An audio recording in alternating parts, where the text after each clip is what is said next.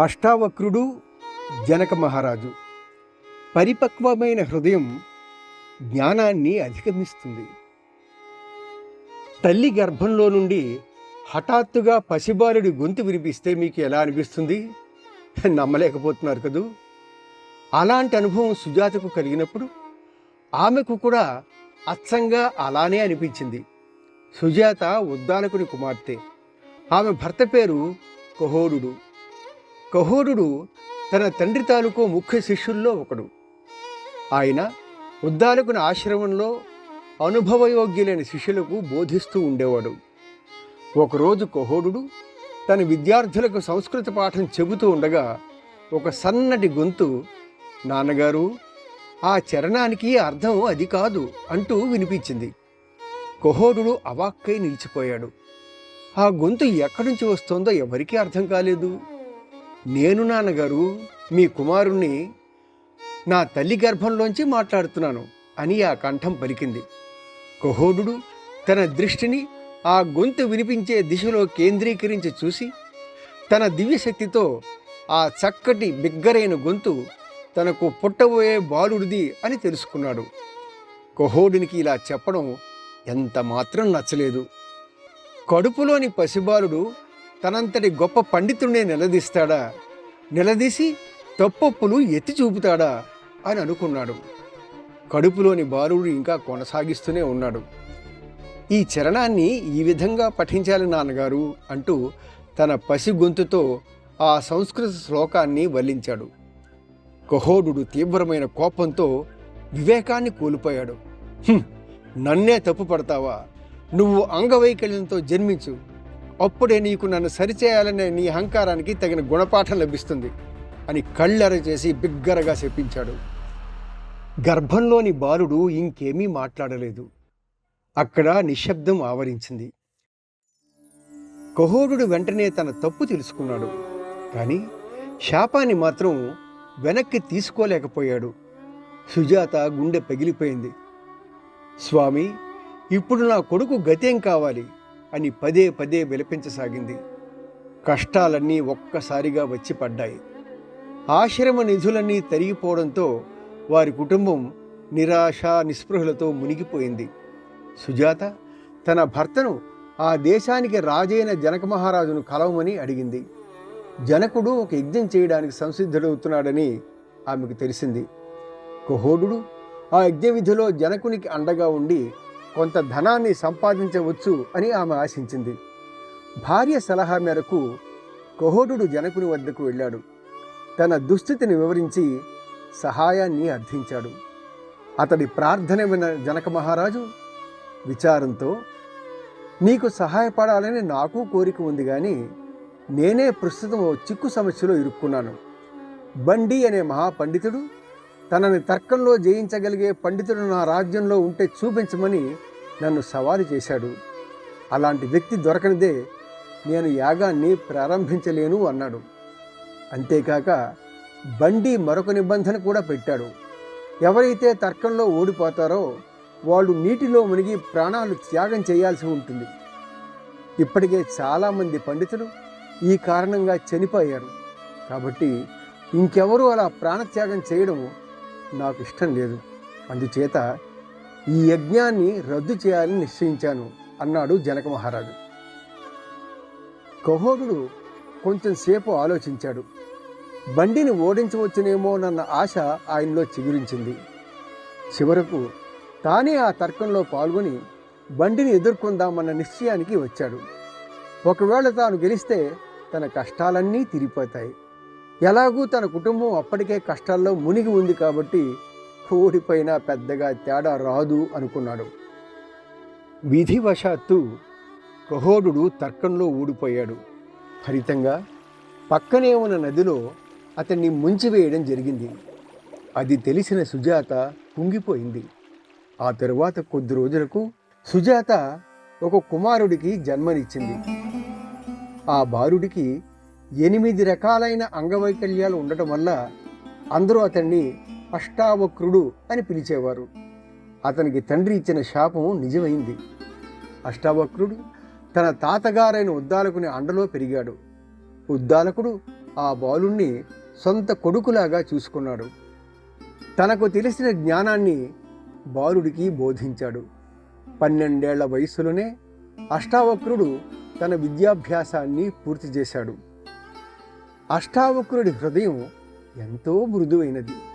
అతడు ఉన్నత చైతన్యంతో జన్మించాడు. అతని తండ్రికి జరిగిన విషయం తెలియపరిచేందుకు ఇదే సరైన సమయం అని ఉద్దాలకుడు ఒక నిశ్చయానికి వచ్చాడు. అష్టావక్రుడికి తన తండ్రి గారి మరణం గురించి తెలిసింది. వెంటనే జనకుని ఆస్థానానికి వెళ్ళి బండిని తర్కంలో ఓడించాలన్న నిశ్చయానికి వచ్చేశాడు. అతడు ఆస్థానంలోకి అడుగుపెట్టగానే రక్షక భటులు అతడి రూపాన్ని చూసి పొక్కుమని నవ్వారు. అటు చూడండి, రాజభవనంలోకి ఒక వికలాంగుడు ఇచ్చేస్తున్నాడు అంటూ హేళన చేశారు. కానీ అష్టావక్రుడు వారి హేళనకు ఎంత మాత్రమూ చలించలేదు. అతడు కూడా నవ్వి ఒక వ్యక్తి తాలూకు బాహ్య స్వరూపాన్ని చూసి అతని ప్రజ్ఞను అంచనా వేయడం అవివేకం. వెళ్ళి బండిని తర్కంలో ఎదిరించడానికి ఒక వ్యక్తి సిద్ధంగా ఉన్నాడని మీ రాజుగారితో మనవి చేయండి అని చెప్పాడు. జనక మహారాజు బయటికి వచ్చి అష్టావక్రుని కలిసి పక్షపాతరహితంగా పరీక్షించాడు. అతని జ్ఞానానికి జనకుడు ఎంతో ముగ్ధుడయ్యాడు. వెంటనే చర్చకు ఏర్పాట్లు చేశారు. ఆ స్థానంలో ప్రేక్షకులందరూ ఇచ్చేసి తర్కాన్ని ఆలకించడానికి తయారుగా ఉన్నారు. కానీ తర్కానికి వచ్చిన వికలాంగుడైన కౌమార దశలో ఉన్న బాలుని చూడగానే అందరూ నవ్వడం మొదలుపెట్టారు. అష్టావక్రుడు కూడా నవ్వాడు. నా అంగవైకల్యాన్ని, నా వయస్సును మాత్రమే చూసి నన్ను విలువ కడుతున్నారు, అంతేగాని నాలో దాగి ఉన్న జ్ఞానాన్ని గుర్తించలేకపోతున్నారు అని అనుకున్నాడు. అక్కడ నిశ్శబ్దం ఆవరించింది. అక్కడ ఉన్నవారంతా ఆశ్చర్యపోయేలా అష్టావక్రుడు క్షణంలో బండిని తర్కంలో ఓడించాడు. బండి తన తండ్రితో పాటు ఎంతోమంది పండితుల్ని ఎలాగైతే నీటిలో ముంచేశాడో అలాగే బండిని కూడా న్యాయసమ్మతంగా నీటిలో ముంచివేయమని ఆగ్రహంతో రాజును అష్టావక్రుడు కోరాడు. ఓ మహారాజా, దయచేసి నన్ను నీటిలో ముంచే ముందు నా విన్నపాన్ని వినండి అని బండి రాజుగారిని ఇలా అర్థించాడు. నేను వరుణదేవుడి కుమారుణ్ణి. మా పితృదేవుడు 12 ఏళ్లకోసారి ఓ సంస్కార విధిని నిర్వహిస్తారు. ఆ విధి జరపడానికి మాకు తపోధనులైన ఋషుల అవసరం ఎంతైనా ఉంది. వారిని మా తండ్రి సేవకు చేర్చడానికి నాకు ఒక్కటే మార్గం తోచింది. అందుకే తర్కంలో ఓడించి ఆ పండితుల్ని నీటిలో ముంచాను. 12 ఏళ్ల సంస్కార విధి ఇప్పుడు పూర్తయింది. కాబట్టి ఆ పండితులంతా తిరిగి వస్తారు. నది వద్దకు వెళ్ళి మనం వారిని ఆహ్వానిద్దాం అని బండి చెప్పాడు. ప్రజలందరూ నది ఒడ్డుకు పరుగున వెళ్ళారు. నదిలో నుంచి ఒక్కో పండితుడు వెలికి రావడాన్ని గమనించారు.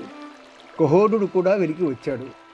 వెంటనే ఆయన తన కుమారుని గుర్తించి అమితమైన ప్రేమానురాగాలతో ఆలింగనం చేసుకుని, ఓ కుమారా, దయచేసి నన్ను క్షమించు అన్నాడు. అతని క్రోధం, అహంకారం అన్నీ మాయమైపోయాయి. అష్టావక్రుడు తండ్రితో చేరి ఎంతో ఆనందించాడు. శపించినా సరే ఆయన తన తండ్రి, అందుకే తండ్రిని కలవడం అతనికి చాలా సంతోషాన్ని కలిగించింది. ఈ ఆనంద సమయంలో బండి ఆ బాలుని వద్దకు వచ్చి, ప్రియమైన అష్టావక్ర, దయచేసి పవిత్రమైన ఈ నదిలో స్నానాన్ని ఆచరించు, ఇందులో వరుణదేవుడు ఆశీస్సులు ఉన్నాయి అన్నాడు. అష్టావక్రుడు బండి చెప్పినట్లుగా చేశాడు. నదిలో మునిగి వెలుపలకు వచ్చిన వెంటనే అతని అంగవైకల్యం మొటుమాయమైపోయింది. తండ్రి పెట్టిన శాపం నుంచి విముక్తి లభించింది. జనక మహారాజు అష్టావక్రుని ధన ధాన్యాలతో ఘనంగా సత్కరించాడు. అష్టావక్రుడు తన కుటుంబాన్ని కలుసుకునేందుకు తన తండ్రి గారితో పాటు తమ ఆశ్రమానికి వెళ్ళాడు. ఉద్దాలకుడు, సుజాత వారిని చూసి ఎంతగానో ఆనందించారు. చాలా ఏళ్ల తర్వాత జనక మహారాజు అష్టావక్రుని వద్ద శిష్యుడిగా చేరాడు. తనకు చిటికలో ఆత్మ సాక్షాత్కారాన్ని ప్రసాదించగల వారికి తగిన పారితోషికాన్ని ఇస్తానని జనకుడు చాటించాడు. అష్టావక్రుడు వెంటనే ఆ సవాలుకు ఒప్పుకున్నాడు. నేను నీకు ఆత్మ సాక్షాత్కారాన్ని ప్రసాదించగలను, కానీ గురుదక్షిణగా నాకు నీ సరస్వాన్ని ధారపోయగలవా అని అష్టావక్రుడు ప్రశ్నించాడు. తప్పకుండా ముని, మీరు అడిగింది ఏదైనా ఇవ్వగలను అని జనకుడు జవాబిచ్చాడు. అప్పుడు గురువైన అష్టావక్రుడు, అయితే వెళ్ళి ఆ చెప్పులు ఉంచిన ప్రదేశం వద్దకు వెళ్ళి కూర్చోవాలి అన్నాడు. జనకుడు అష్టావక్రుణ్ణి తన గురువుగా స్వీకరించాడు గనుక గురువుగారు అడిగిన దేనికైనా ఒప్పుకోవడానికి ఆయన సమ్మతంగా ఉన్నాడు. అతనిలో ఏమాత్రం అహంభావం లేదు. జనకునిలోని ఆత్మ వికాసం చెందుతున్నట్లుగా అష్టావక్రుడు గమనించాడు. అయినప్పటికీ జనకుడు కొన్నిసార్లు తన రాజ్యం గురించిన ఆలోచనలో పడిపోయేవాడు. అది గమనించిన అష్టావక్రుడు, నీ ఆలోచనలు అరికట్టు, నీ సర్వస్వాన్ని నాకు సమర్పించావు, అలాంటప్పుడు నీ మనస్సు మీద నాకు అధికారం ఉంది, నా అనుమతి లేనిదే దానిని నీ ఇష్టం వచ్చినట్టు వాడడానికి వీల్లేదు అని శాసించాడు. రాజు తన గురువుగారి వివేకాన్ని అర్థం చేసుకున్నాడు. వెంటనే కళ్ళు మూసి తన ఆలోచనలను అరికట్టాడు. అతని దృష్టి తన హృదయం వైపు ఆకర్షితమైంది. అప్పుడు గురువైన అష్టావక్రుడు ప్రాణాహుతిని ప్రసరింపజేశాడు. రాజు తన హృదయం దివ్య జ్యోతితో ప్రకాశిస్తున్నట్లుగా భావించాడు. చాలాసేపు అయ్యాక కళ్ళు తెరిచాడు. ఆత్మసాక్షాత్కారం అయినట్టు అనుభవం కలిగిందా అని అష్టావక్రుడు అడిగాడు. దానికి రాజు, అవును, అన్నిటికంటే దివ్యమైన స్థితి ఇది. లోకంలోని ప్రేమ, దివ్యత్వం అంతా నా హృదయంలోనే ఉన్నట్లుగా అనిపించింది అన్నాడు.